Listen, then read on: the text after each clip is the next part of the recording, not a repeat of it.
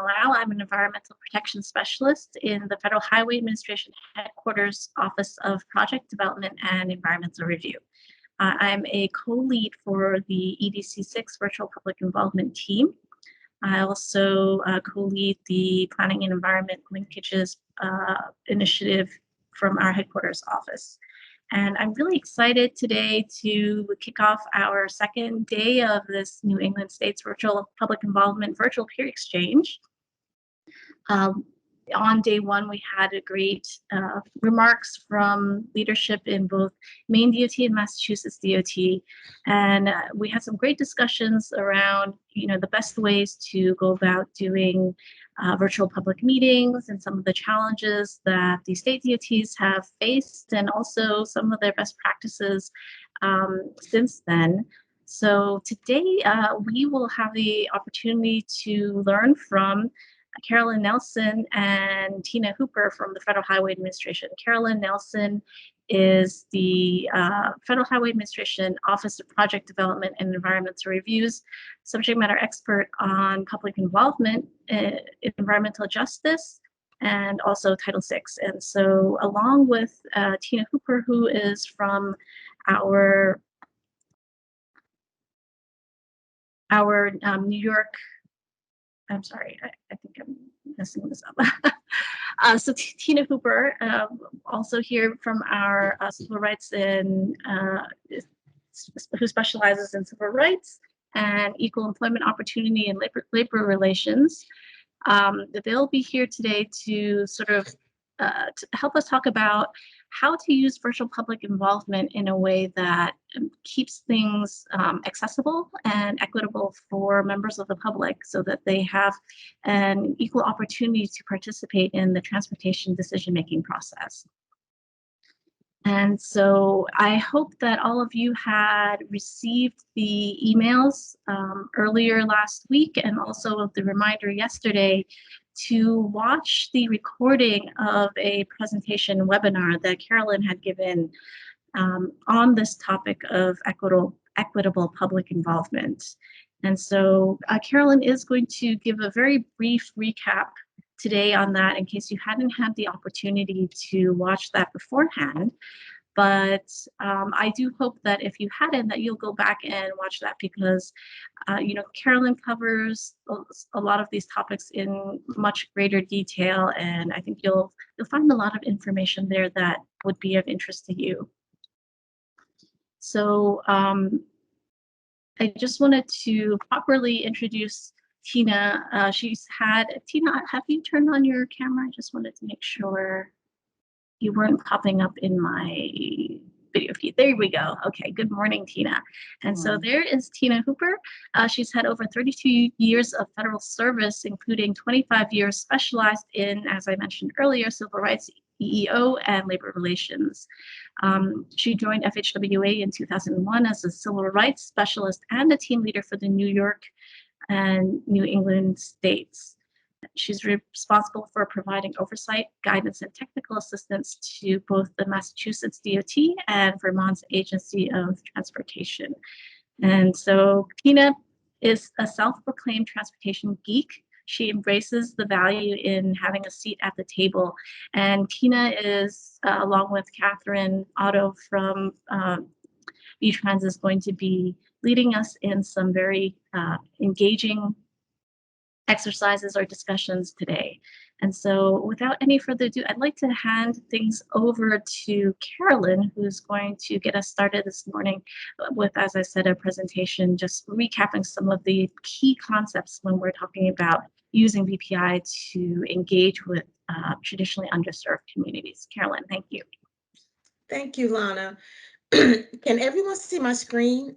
Yes, I love that slide. Okay, and you can only see the screen. Correct. I can see you as well. Oh, okay. I meant to turn off my camera, but okay, that's fine. My face shows all kinds of expressions, so please excuse anything that you may see, but that's okay. I cannot see the chat, but you guys, you'll understand why that's important to me as I get going. Okay, so as Lana mentioned, thank you so much for that, Lana. My name is Carolyn Nelson, and I am going to be talking to you guys today about using virtual tools for equitable public involvement, along with my buddy there, Tina. One of the things that I'd like to do is to give you a little bit of information regarding environmental justice and other traditionally underserved communities and equity. We want to do that all together.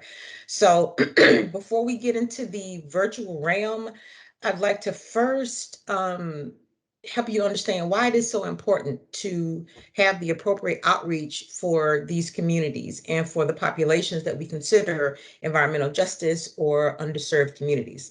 Now, I want you to understand also that public outreach, whether it's traditional or virtual or that hybrid method that I heard has been discussed, but however you do it, it is a key element in the decision-making process.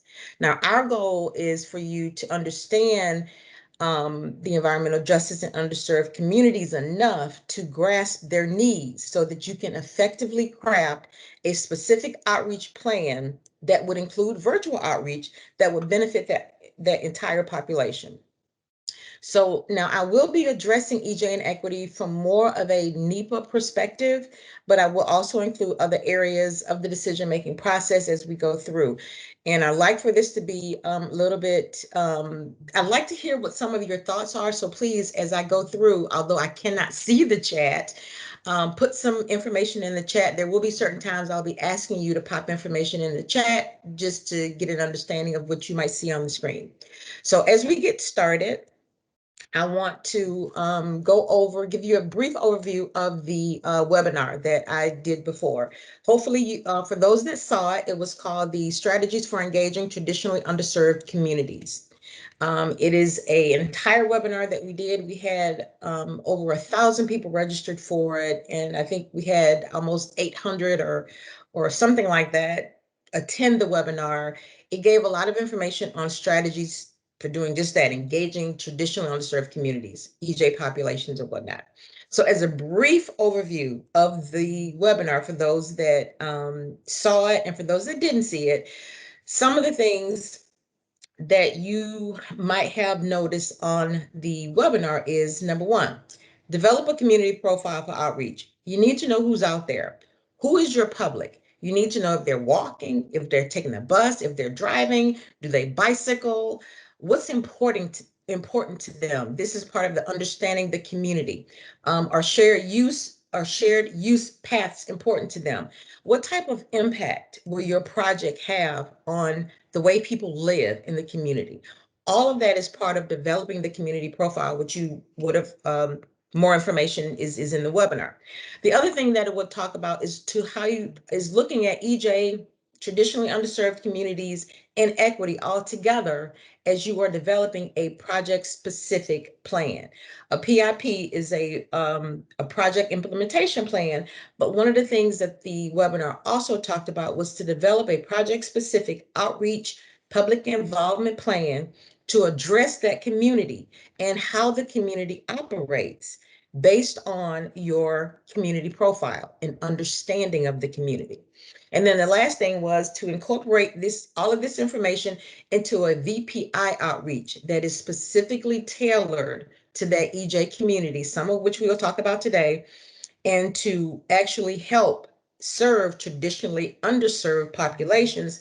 And all of this comes together, and what we hope is an equitable solution, transportation solution for the community. Now, additionally, when you watch the webinar, Strategies for Engaging Traditionally Underserved Populations, another thing that you might have noticed is the lack of appropriate public involvement, whether is someone asking me a question? Oh.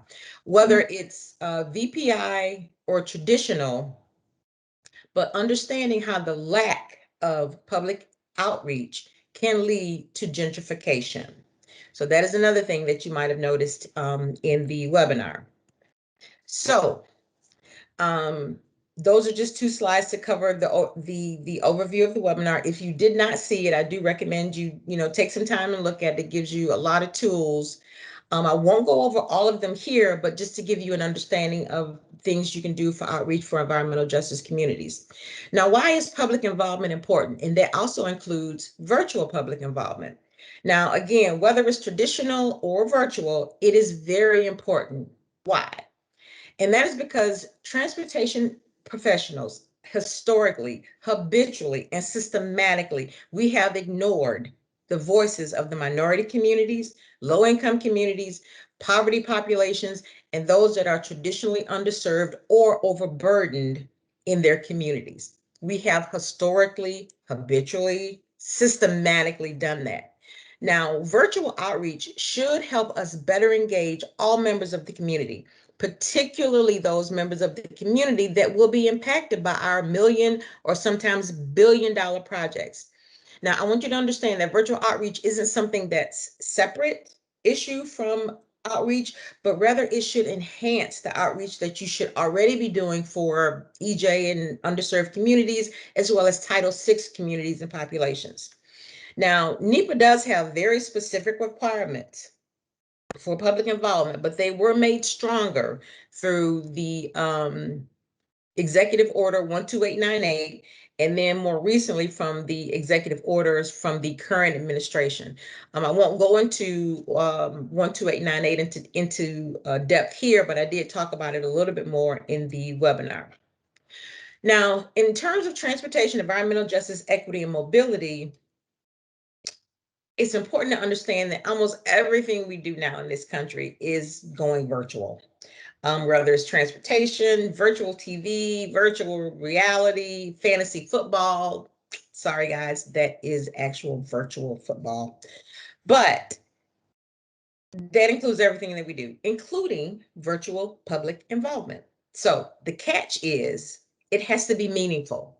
Having virtual public involvement and putting all of these tools in place is great, but it doesn't mean anything if it's not meaningful to the population. And there's now two aspects of meaningful public involvement, which I do have to bring over here.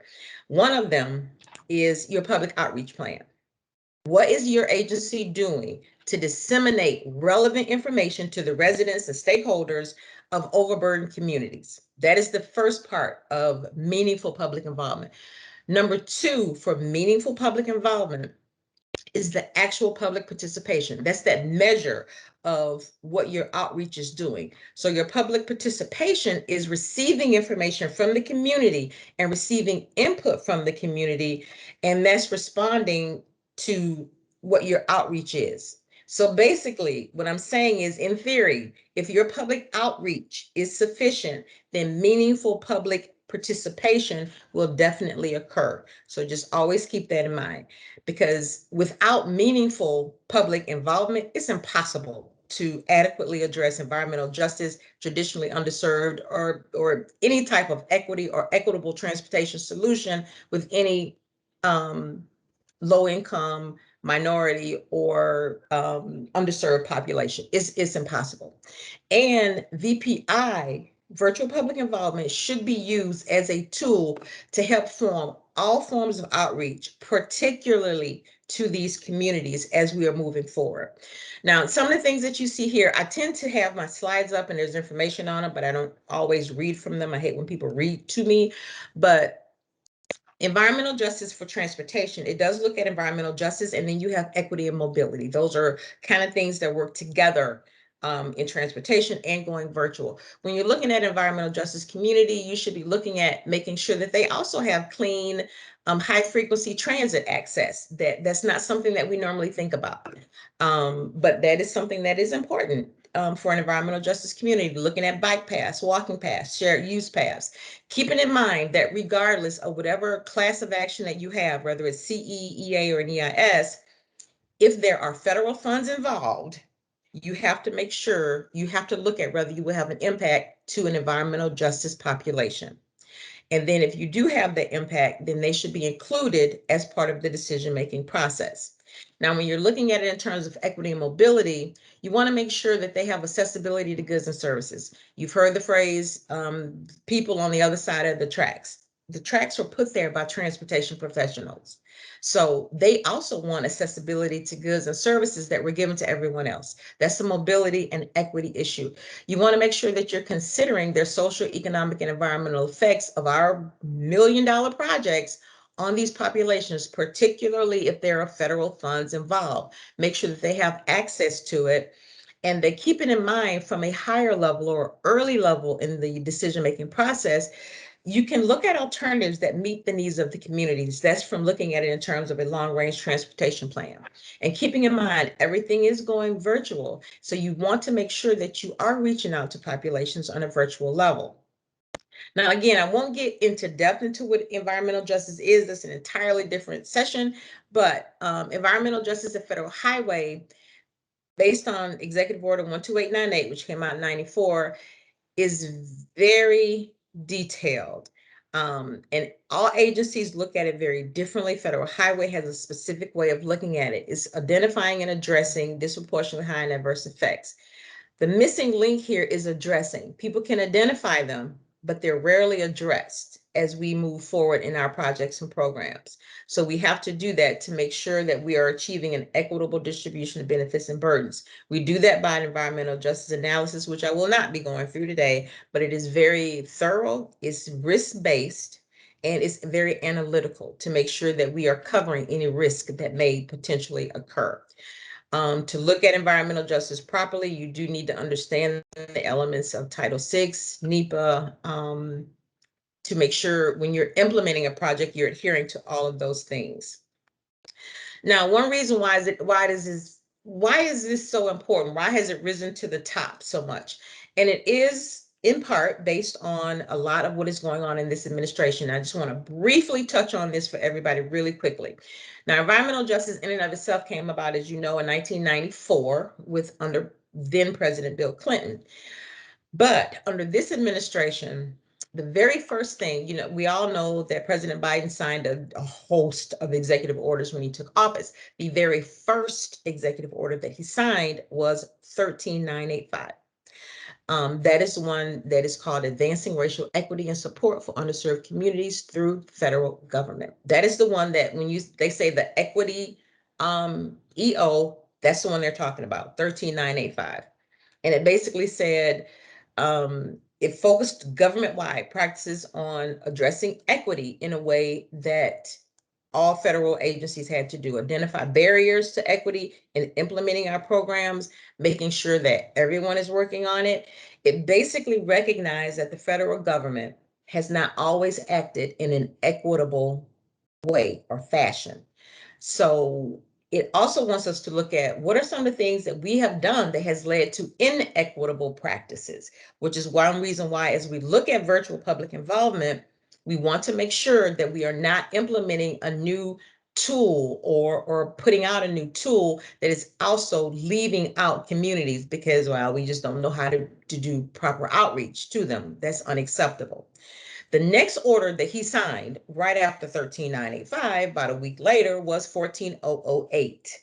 And that is the tackling the climate crisis at home and abroad. Now, this does very similar work to 13985, but and make changes to the original executive order on environmental justice, but it also established something that you might have heard called Justice 40. I won't get into in-depth details about it, but basically that means that 40% of certain resources to climate change will benefit disadvantaged communities. The hows and whys of that, whether the funds will touch down in the communities and how it will benefit the communities, we are still in the process of working out, but that is the concept of what it does. But it basically centered the federal government on communities that have been traditionally and historically left behind. So that is one of the things that we do. And then 13990, which you might see on there, basically asks us to look at actions that were taken in the last 4 years that are incongruent to policies that we are trying to implement now, and actions that would conflict with President Biden's executive orders. So basically, the president is saying that we are actively changing the way we do business and how we do things. And at the top of that agenda is equity. So this is not just an EPA issue any longer, but it is a government-wide issue. So Oops, I think I let loose something. Okay, so I didn't want you to see, but so as we look at virtual public involvement, we have to include that outreach in getting to an equitable solution. So to include public involvement, environmental justice, equity, virtual public involvement, and outreach into one big pot can be very challenging, but we are here to help you. Now there is something that is missing in all of the things that I named, and I don't know if you can get it when you're talking about EJ, equity, public involvement, virtual public involvement, um, and the decisions that are made within that process. Something is missing from this slide, and I've already kind of clicked on it, and how VPI can help these communities. But the thing that is missing there is Title VI, which Tina will also kind of talk to you about. But what is Title VI, basically, for those that don't understand? I talked a little bit about EO. What is Title VI? Title VI is the law, whereas the environmental justice is an executive order. It's not a statute. Title VI is law. It's Title VI of the Civil Rights Act of 1964. It prohibits discrimination, means you just can't do it. It's illegal. It provides an avenue to file claim if you feel like the federal government is discriminating against you as a stakeholder based on race, color, national origin, if the project is receiving federal assistance. It states that no person in the United States on the grounds of race, color, national origin, including LEP populations, can be excluded from or denied the benefits of or be subjected to discrimination under any program that is receiving federal funds. So when we have Title VI lawsuits, it is because people feel like they have been discriminated against on part of our projects. So keep that in mind when you are looking at your community profiles and you're developing your community profiles. So how does environmental justice and Title VI kind of interact together? Both of these are non-discrimination principles. You have the executive order 12898, and then you have a Title VI statute, which is the law. They intersect in terms of minority, because the word minority falls under environmental justice. That's an analysis, that's an analytical procedure on how you can do or look at disproportionate impacts to certain communities. Whereas Title VI is the law. It says you cannot discriminate against race based on race, color, national origin, but that also includes minorities. So that is where they intersect. We have certain criteria, again, which I won't specifically get into here, making sure that when you do hit a minority population, there's other things that you need to do. A lot of that will center around how are you getting the information out? Is your public involvement and your virtual public involvement? What does your outreach look like for these communities? So understanding environmental justice in Title VI is very important, because even though you might say that they're the same types of communities, low-income populations are not covered under Title VI, but they are covered under environmental justice, and we look at all of it when we're looking at an equitable transportation network. So I have a question on the slide, and pop it into the chat, although I cannot see them. So if someone wants to raise their hand, a couple of people, and let me know what their thoughts are, that would be great. If somebody can monitor the chat. There's certain techniques that we use when you're doing outreach, and I really want to hear what people have to say if you live in the urban suburban community as opposed to if you live in a rural community. Does anybody want to raise their hand and let me know a technique that you most often use in terms of an urban suburban outreach as opposed to a rural outreach? And I cannot see, so if someone has raised their hand or popped something in the chat, Alana or Kevin, could you let me know? Carolyn, we're monitoring the chat, and also anyone who may want to raise their hand. Okay. So anybody want to just give me an idea of what you would do? There's no right or wrong answer in public outreach. Just kind of want to hear what do you got? What technique is most often used in the New England states for public involvement? And if you haven't yet figured out how to raise your hand, over in the top part of your Microsoft Teams window, there's the icon that looks like the shadow of two people. And next to that, there's the little chat icon. And then to the right of that, there's a smiley face with a little palm. If you hover over that, you'll see a little palm raising, raise hand icon. And so you can use that to raise your hand and let us know that you'd like to unmute and speak. Or as Carolyn was also inviting, you can put your comments into the chat. Mm-hmm. So we still don't have any takers? Not yet, but I'm sure, and I'm very interested to hear from especially our local partners. I understand that there are definitely areas in Vermont, and I'm sure the other states as well, where you know, you may have larger rural populations or situations where it's not as easy as it might be in the city. And in the cities, you know, there are equally just as many underserved communities in the cities and suburban areas as well. So I'm sure you have interesting techniques that you've been using. Or just a basic technique. How do you get public outreach? Anyone. I really like to hear from somebody on what do you do? What do you use for public outreach? We have something in the chat from Andrea. She said they have an Engage tool. This is particular to MassDOT, the Engage tool for outreach, and then they use Zoom for engagement. Okay, that's a good idea. I like that. Okay. Anyone else, anything particular for a urban, suburban, or a rural area that you might do? I've heard two things from several states. Is So this all that's being done?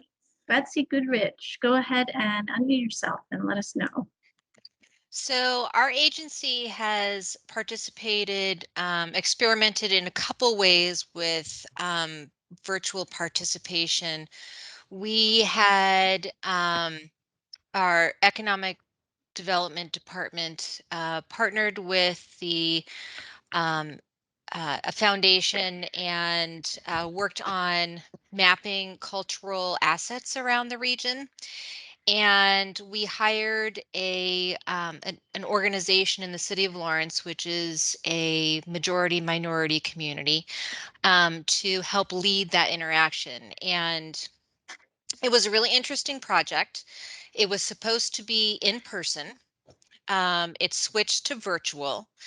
It did include a survey, and it allowed people the opportunity to both put points virtually on a map and then provide information about why that particular location was important to them as a cultural asset. And it could be anything. So it wasn't, you know, historic sites. It could be anything that was important to you as a cultural asset. Where you grew up, and why that was important to you. Again, it was challenging because I do think it would have probably worked better if we had been able to do some in person as well as virtual in order to engage people a little bit more. It was a new idea, and uh, you know, I just think it was challenging. It was led by a group within the city. They were helping us with it. So um, the other one we tried doing was for our bicycle and pedestrian plan. We did an online mapping project. And again, it was never meant to be the major source of public outreach because of the pandemic, it became one of our primary sources. It was translated, but and we did get some really good outreach in some places. We tried to do a lot of virtual outreach just to get people to participate, and we were challenged by getting that participation in our majority minority communities. You know, again, that was the first time we'd ever done it. And I think it probably would have helped had we been able to go out in person to also promote use of that. It was just a challenging year to be able to do something like that. But that's sort of the Sure. newest, those are the newest tools that we have used recently. Okay, thank you. I cannot see who that was, but definitely thank you. I love that. That's what I'm looking for. I love what she said a couple of points that I will even bring out in what she said was that majority minority community, you could put points on the map to identify what's important to you. One thing that's important to realize, no matter who you are or where you are, people are really only concerned is where I am and how do I get to what I need to get to. And I loved the fact that she said it wasn't a thing of put this on the map of what's important to the community leader, to the mayor, to the league leader. What's important to me? This right here, this right here. They could identify anything they wanted on this map of what was important to them. That's very important information to have as you are developing alternatives for what happens. It minimizes risk later down the road because people actually said what's important to them. We've had communities where they said, well, you know, there's no lighting out here and it's important to us for lighting, and we will go up because trees are beautiful. I love trees. I'm not a tree hater. I'm not a tree hugger, but I'm not a tree hater. But we'll go up and throw trees out there when they have issues of not feeling safe. Well, they don't want trees. They want lights, and give them the opportunity to say exactly what they want. I love that thought. That's also one of the tools that we have too. And I don't know if you guys talked about the 8 tools, but that is one of the tools you used. And then she also mentioned having pockets of people. You may not reach every single person that's out there, but your goal is to try, particularly when you're looking at virtual outreach. But what she's talking about is doing things that, let's see what works, let's see what doesn't work. But then you kind of know and understand, you know, wish we could have gone and done some things in person. A hybrid form of outreach is a wonderful form to do it, but using that virtual, but don't discount the virtual outreach that was done, even if you only do reach that small pocket of people. So, and again, I cannot see your name, but thank you so much for that. That was wonderful. That's what we are looking for you to do for things like that. So So thank Carolyn, you. that was Betsy, and folks have been busy typing up a storm in the chat pod. So I wanted to address the comments. I see Jay with his hand patiently raised, so I'm going to address them in order. We got a comment from Carly first. And so Carly, and this kind of follows on a little bit to what Betsy was saying. She said that, you know, if they had been able to get out in person to let people know about their virtual outreach, maybe they would have had some more responses. Carly said that for a rural area with low population, they've sent physical postcards out to all the addresses in town with Yes. instructions on how to access an online survey, as well as physical copies at their town hall. And so again, that's a combination approach. Even if you think you might be doing a lot of virtual outreach, how do you funnel people and let them know about that virtual outreach? And as we all know, you know, people have different comfort levels with using the technology, so detailed instructions are always appreciated, I'm sure. So that's a really great point, Carly. Yes, yes, it is. I love that because that is one of the things, and we're going to talk about some other techniques that are both combination and virtual. Flyers is always a good thing, particularly in rural communities, because I know it's hard to get out to rural communities, but you got to remember that they all have mailboxes. They have to get mail. It's a Yes. postal US thing. So flyers to let people know what is going on, and or to put your information on where they can go to get additional information, because sometimes virtual also means a way of getting in touch with people that is the hybrid form of in-person and virtual, just to see what works for them. And I love the fact of the flyers. That's one of the things also that we're going to talk about. So thank you. Yep. And so now I'd like to invite Jay to unmute and let us know what he's thinking. Mm-hmm. I think some of what I would have said, I think, has been said. That's okay. I will say, I'm sorry.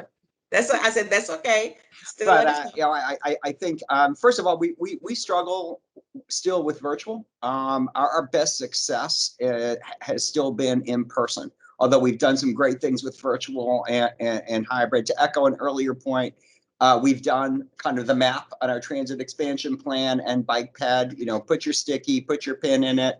Our best success has been going to farmers markets, going to existing community events. We've got a group in one of our towns that provides regular suppers free to the community. Going there has been great.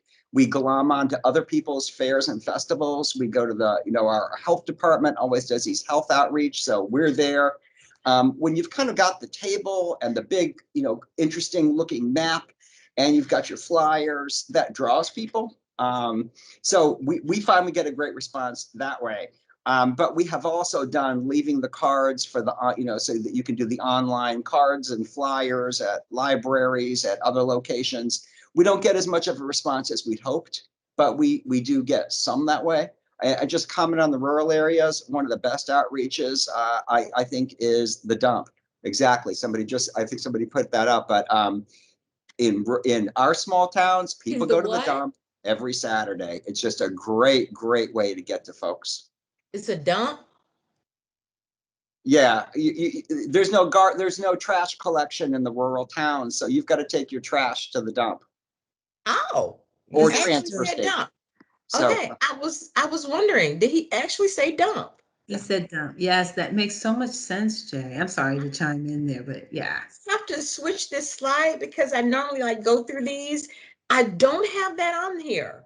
I am going to add that, the dump. That is awesome. Who is that, Jay? Yes. yeah. Thank you. I have honestly have done this so many times and I've never heard of the dump. Yeah, and Carolyn, I think that really points to something that you had talked about, is just understanding your community and where they go, where you can find them.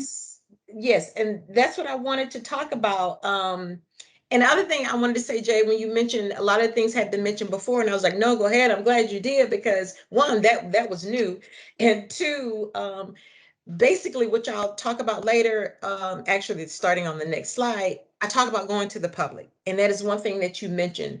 You mentioned farmers market and community events where people are already gathering.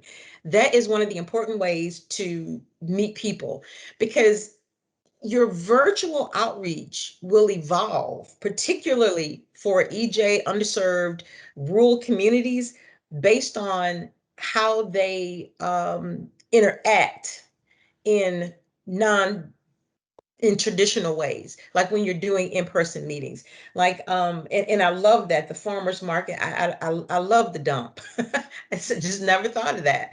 Going to the farmers markets because people have to eat. Using the mail because people get mail. Having something put inside, partnering with the utility company, having something put inside of their utility bill that's like, not red. You don't want to scare people, but that may be yellow or bright orange to say that there's a meeting here, or can you come to this meeting, or giving them information, something like that, because they do have to get mail. They do have to get rid of their trash. And going to community events that they may already have. Now, these are all in-person events, but when you have that information from your community profile, you're understanding how your community operates, whether they're rural, urban, or suburban. Now, and thank you guys for that. Is there anyone else, Lana, that There's I don't want to? We actually have a lot of input in the chat pod, so I wanted to kind of bring up all of these. So James is talking about rural New Hampshire. They try to time their major outreach with the publication of the town newsletter. So for some of their smaller communities, the town newsletter tends to have good distribution, and so they coordinate a lot with their town administrators in order to time those. I love that. That's a great idea. Because people want to know what's going on in their community. And all of this can be virtual because information still goes out to the community, but doing that timing, I like that. That's a very good, it's a timed outreach approach. To get to people, particularly in those rural communities, because they have to get information on what's going on. And that's a perfect way to do it. Okay, thank you. And then Derek from MassDOT said that for both rural and urban areas, they found it effective to partner with different coalitions, such as their Community Development Corps or the community health centers, independent living centers, and so on, to help spread the word about their planning efforts and solicit feedback from their member organizations. Yep, and we're going to talk about partnerships right after this slide, and I love that. That is, again, another great way, whether you're urban or suburban, you guys are like just taking all of the good information I'm about to share, and that's wonderful though, is partnerships with the communities. And then once you develop those partnerships in person, and I know we're in a time where we're not doing as much in person now, but that's part of understanding your community and having those partnerships with the community, so you can say, hey, we're doing this. Would you disseminate this information to this group? And I am going to talk about that next, but like Lana, I like to get through the comments if we have any more that you'd like to go through. We do. So Tiffany mentioned working with their NRZs. I guess that's the new residential investment corporations. And correct me if I'm wrong there, Tiffany. I assume that's what you meant by NRZs. And asked to be added to their agenda so they could announce a series of public hearings and the results of their equity analysis. And so they also reached out to central business organizations, I think that's CBOs, and request that they post information that they provide on their social media accounts. So again, great examples of partnering. Yeah, more examples of partnering and reaching out and using social media to, what you might see here up on the screen, using social media to get that information out through partnerships that are not necessarily transportation organizations, because it's another way to get through to people about certain projects that you're having. That's a very good way to do it.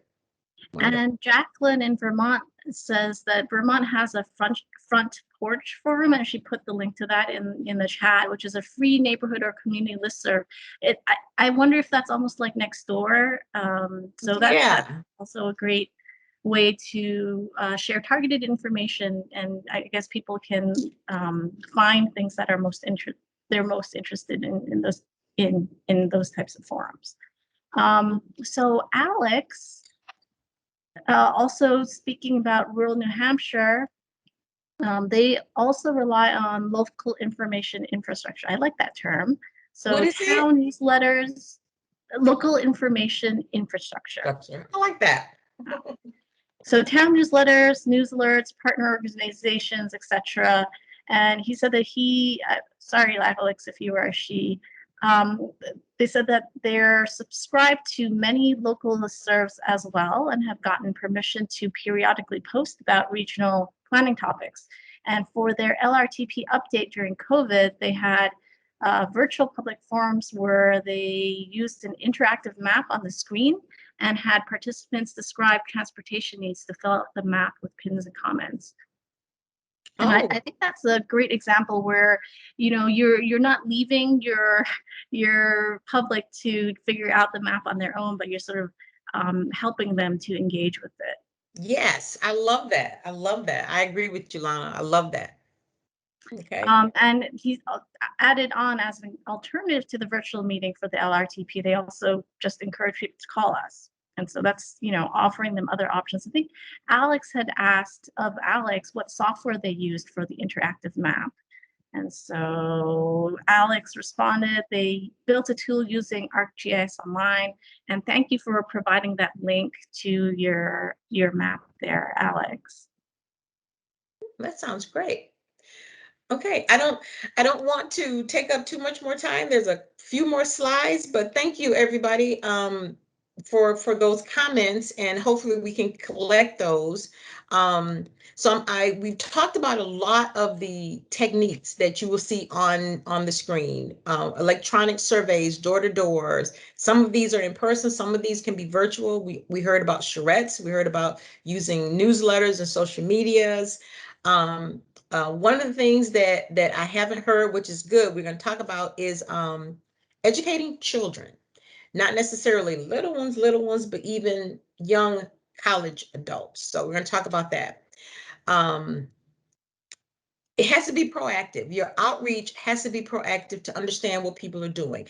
And again, we talked about a lot of these things, but when you're looking at rural communities, oftentimes you can look at for minority populations, look at a local chapter for NAACP, local chapters for any minority groups that come together or that meet. Talk to them about your project if you want to reach that community. Talk to transit riders at transfer stations is another way to reach rural communities, to find out what would they like to see. I'm loving this map that you guys have been talking about, where people can actually tell you what's important to them.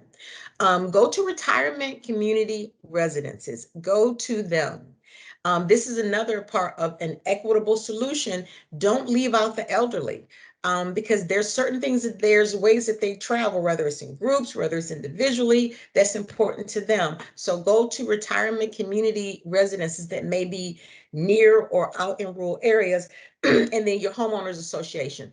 Don't be afraid to talk to these people. They don't. Oftentimes we're like, oh my gosh, I don't know how to talk to them. But when you talk to these populations, you really can get an understanding of what type of virtual outreach works best for this community.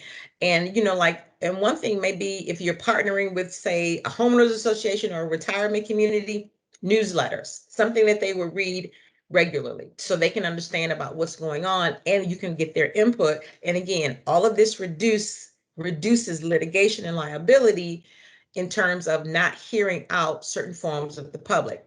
Another thing you can do is talk to junior college students. They are the most engaged group of young people you ever would want to meet, is junior college students.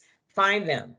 They will help you get the information out. They will ask you 1,001 questions about what's going on. That's no matter where we have been. Kiwanis clubs and moms clubs. Moms always have a club, particularly in rural communities, because they get together, because they're so far out.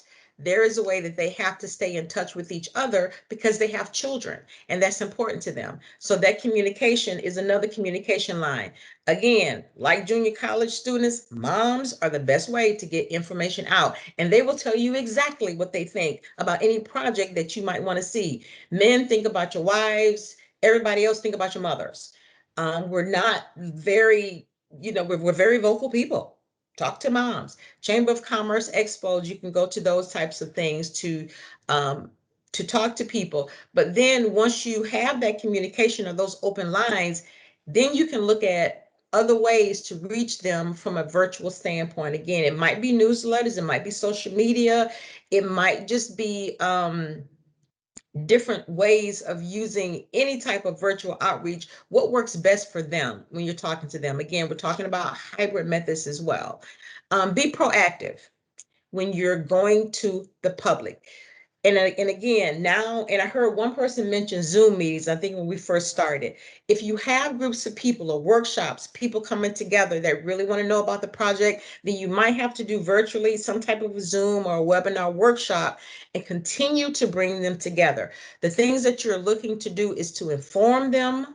You want to educate them, make sure that they're involved, and making sure that you are reaching that underserved population. Those are the big four things in terms of outreach and virtual outreach. So when you having your Zoom, WebEx, or webinar meetings, you're bringing them all together so that they can understand the project, because whether you're in a pandemic situation as we are in, or if you're in a rural situation, then they might have to come to a library, something that's local in the community or near their community, where you can still meet with them virtually during a time such as this. So overall, what I want you to start thinking about is that everyone has a voice. And when you're looking at equity in transportation, you're looking at the best way to reach everyone. So for public involvement for an EJ community or any underserved population, it has to look as different as the community itself looks. They should have a meaningful opportunity, just as everyone else, to participate in your project. So you are going to have to use new and innovative ways to reach those people. But keep in mind, you're talking about small businesses, public transit riders, seniors, tribal communities, those with limited English proficiency or with lower reading skills. So virtual or visuals will help with those people, and also those that speak other languages. So you want to keep those things in mind as you're trying to reach that swath of population, that everyone can participate into the project. So just keeping those things in mind. Like I have here that, which one of the things we're going to talk about is this group looks to be cell phone savvy. And that may be because, I don't know, many of them are younger. It's like a hip looking group. So kind of think about ways as you're meeting people or understanding your communities, because you can't understand the community completely from sitting behind a desk, but each person understands their communities. Partner with the MPOs. If you're at the state level, they know their communities better to figure out ways that work best with them.